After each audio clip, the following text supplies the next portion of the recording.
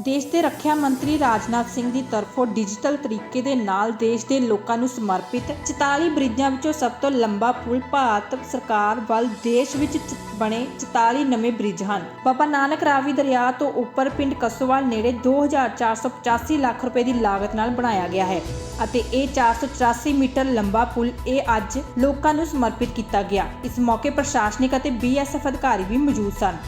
इस मौके गुरदासपुर के ADC तजिंदरपाल सिंह संधू और BSF अधिकारी अमिताभ मिश्रा ने दस्सिया कि रावी दरिया विखे बने इस पक्के पुल का इत्थों के किसानों को भी फायदा होगा। भारत पाकिस्तान सरहद ते ड्यूटी देने वाले BSF के जवान भी उसी जगह ते आउण दे योग होणगे। उन्होंने कहा कि यह कस्बा भी इतिहासक है क्योंकि 1965 और 1971 की सड़क बहुत ही महत्वपूर्ण रही है जो कि ब्रिजां तो सब तो लंबा है जिसकी लंबाई 484 मीटर है क्योंकि इस पुल के कारण जिन्हां किसानों की खेती वाली जमीन रावी दरिया तो परे है नूं भी लाभ मिलेगा और नाल ही देश के BSF के कर्मचारी भी सहायता प्राप्त कर सकणगे। फसल नहीं साडी लंघदी ਹੁਣ ਹੈ ਵੀ ਜਦੋਂ ਮਰਜ਼ੀ ਆਈਏ ਜਾਈਏ ਉਦਾਂ ਅਸੀਂ ਇੱਕ ਵਾਰੀ ਚੱਲ ਜਾਂਦੇ ਹਾਂ ਤੇ 15-20 ਦਿਨ ਉਧਰ ਹੀ ਰਹਿੰਦੇ ਹਾਂ ਉਧਰ ਹੀ ਖਾਣੇ ਖੁੰਨੇ ਉਧਰ ਰੋਟੀ ਪਾਣੀ ਪਕਾ ਕੇ ਤੇ ਹੁਣ ਅਸੀਂ ਰੋਜ਼ ਆ ਜਾਂਦੇ ਰੋਜ਼ ਚੱਲ ਜਾਂਦੇ ਹਾਂ ਸਾਨੂੰ ਬਹੁਤ ਵਧੀਆ।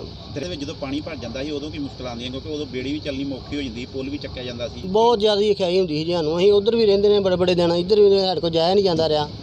ਹਾਂਜੀ ਅਸੀਂ ਤਾਂ ਬਸ ਮਹੀਨਾ ਕਿਸੇ ਵੇਲੇ ਉਧਰ ਵੀ ਰਹਿੰਦੇ ਰਹੇ ਹਾਂ ਕਦੇ ਇੱਧਰੋਂ ਵੀ ਨਹੀਂ ਜਾਇਆ ਜਾਣਾ। ਭਾਜੀ ਸਰਕਾਰ ਨੇ ਬਹੁਤ ਵਧੀਆ ਕੀਤਾ ਹੈ ਬਹੁਤ ਸੋਹਣਾ ਕੀਤਾ ਹੈ ਸਾਡੇ ਕਿਸਾਨਾਂ ਵਾਸਤੇ। ਹਾਂਜੀ ਅਜੇ ਹੋਰ ਵੀ ਮਜ਼ਦੂਰ ਜੋ ਵੀ ਆ ਉਹ ਵੀ ਦਿਹਾੜੀ ਲਾਉਣ ਤੋਂ ਬੜੇ ਅਵੈਚਾਰ ਹੁੰਦੇ ਸੀ ਪਹਿਲਾਂ ਜਦੋਂ ਪੁਲ ਨਹੀਂ ਸੀ ਹੁੰਦਾ ਤੇ ਹੁਣ ਸਰਕਾਰ ਦੀ ਬਹੁਤ ਮਿਹਰਬਾਨੀ ਆ ਵੀ ਜ਼ਿਮੀਂਦਾਰਾਂ ਤੇ ਮਜ਼ਦੂਰਾਂ ਨੂੰ ਇਹ ਪੁਲ ਤਿਆਰ ਕਰਕੇ ਦਿੱਤਾ ਵਾ। ਕਿੰਨਾ ਕੋ ਪਰੇਸ਼ਾਨੀ ਉਠਾਣੀ ਪੈਂਦੀ ਸੀ ਜਦੋਂ ਪੁਲ ਨਹੀਂ ਸੀ ਹੁੰਦਾ ਕਿਸ ਤਰ੍ਹਾਂ ਦੀ ਪਰੇਸ਼ਾਨੀ? ਸਰ ਬੜੀ ਪਰੇਸ਼ਾਨੀਆਂ ਬਹੁਤ ਹੀ ਇਹਨਾਂ ਲੋਕਾਂ ਨੇ ਬਹੁਤ ਪਰੇਸ਼ਾਨੀਆਂ ਸੀ। ਹਾਂਜੀ ਤੇ ਸਰਕਾਰ ਨੇ ਚਲੋ ਅੱਗੇ ਵੀ ਸਰਕਾਰਾਂ ਵੈਸੇ ਕਹਿੰਦੀਆਂ ਰਹੀਆਂ ਹੁਣ ਸਰਕਾਰਾਂ ਨੇ ਕਰਕੇ ਦਿਖਾਇਆ ਵਾ ਬਹੁਤ ਵਧੀਆ ਉਪਰਾਲਾ ਕੀਤਾ ਜੀ। ਤੇ ਇਹ ਆ ਵੀ ਮਤਲਬ ਕਿਸਾਨਾਂ ਦੀ ਤੇ ਮਜ਼ਦੂਰਾਂ ਦੀ ਮਤਲਬ ਇਹ ਕਸ਼ਟ ਘਟਿਆ ਗਿਆ ਵਾ। ਹੁਣ ਕਿੰਨੀ ਕੁ ਜ਼ਮੀਨ ਪਾਰ ਪੈਂਦੀ ਹੋਏਗੀ ਅਨੁਮਾਨ ਲਗਾਇਆ ਇਹ ਸਰ ਕੋਈ 4000 ਏਕੜ ਤੋਂ ਵੱਧ ਹੀ ਜ਼ਮੀਨ ਹੋਏਗੀ। ਕੀ ਨਾਮ ਹੈ ਜੀ ਆਪਣਾ? ਬਲਜੀਤ ਸਿੰਘ ਸਰ। ਬਲਜੀਤ ਸਿੰਘ ਜੀ ਇਹ ਜਿਹੜਾ ਅੱਜ ਪੁਲ ਨਵਾਂ ਬਣ ਕੇ ਤਿਆਰ ਹੋਇਆ ਕਦੋਂ ਦੀ ਇਹ ਲੋਕਾਂ ਦੀ ਮੰਗ ਸੀ ਤੇ ਕਿੰਨਾ ਕੁ ਫਾਇਦਾ ਪਹੁੰਚੂਗਾ ਲੋਕਾਂ ਨੂੰ? ਸਰ ਮੰਗ ਤੇ ਬਹੁਤ ਸਮੇਂ ਦੀ ਪਹਿਲਾਂ ਦੀ ਤੇ ਬੜਾ ਵਧੀਆ ਦਾ ਕੰਮ ਮੰਨ ਲਓ ਫਾਇਦਾ ਇਹਦਾ।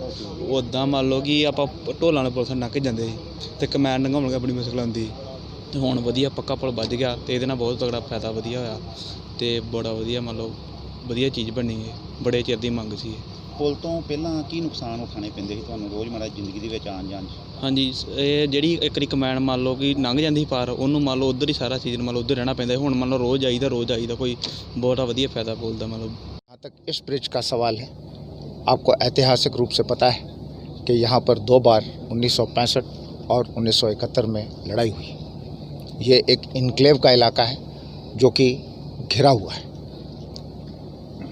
इस इनक्लेव में संपर्क बहुत ही महत्वपूर्ण था और इसके लिए ऐतिहासिक रूप से अगर देखा जाए तो यहाँ पर एक पंटून ब्रिज बनता था जो कि बारिश में निकाल दिया जाता था क्योंकि उसमें वज़न लेने की क्षमता कम थी। इसीलिए इस ब्रिज का निर्माण हुआ। जहाँ तक टेक्निकल स्पेसिफिकेशन में जाएँ आपका सवाल था, सबसे लंबा ब्रिज 484 मीटर जो आज 44 ब्रिज समर्पित किए गए हैं उनमें से हमारे किसानों के लिए, किसान भाइयों के लिए बहुत उपलब्धियाँ हैं। इसमें कई हज़ार एकड़ की ज़मीन 35 स्क्वायर किलोमीटर के इनक्लेव में उस उपजाऊ ज़मीन का फ़ायदा नहीं उठा सकते थे, फ़ायदा उठाएंगे जैसे कमिश्नर साहब ने भी बताया। साथ में हमारे सैनिकों के लिए, हमारी सेना के लिए, उनके लाइन ऑफ कम्युनिकेशन, उनकी साजो सामग्री, उनका सामान के लिए ये बहुत इम्पोर्टेंट है। जहाँ तक टाइम का सवाल आया, DG साहब ने बताया, आपने सुना कि इसमें बहुत सारी चुनौतियों का सामना करना पड़ा।